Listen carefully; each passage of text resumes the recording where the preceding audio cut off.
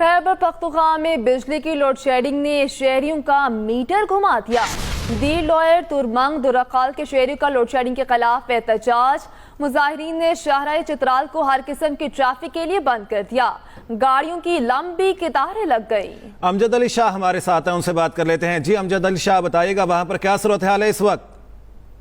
बिल्कुल, ये दीर लोअर का इलाका है तोरमंग दरा, जहाँ के अवाम बिजली की तवील लोड शेडिंग और कम वोल्टेज के खिलाफ सड़कों पर निकल आए और सुबह 7 बजे उन्होंने जीटी रोड यानी दिर से मरगरा शाहरा और चतराल शाहरा को हर किस्म ट्रैफिक के लिए बंद कर दिया है, जिसकी वजह से गाड़ियों की लंबी लंबी कतारें लग गई है, जिसमें सयाहों भी शामिल है, खवातीन और बच्चे और मुसाफिर शामिल है और उनको शदीद मुश्किलात का सामना है। जो ट्रैफिक में जो लोग फंस चुके हैं उन्होंने मुजाहिरीन को काफी जो है ना तनकीद का निशाना बयाना, उनको बददुआएं भी दी, क्योंकि शदीद गर्मी है और गर्मी में जीटी रोड 5 घंटे तक ब्लॉक रहा, जिसकी वजह से उनको काफी मुश्किलात का सामना रहा।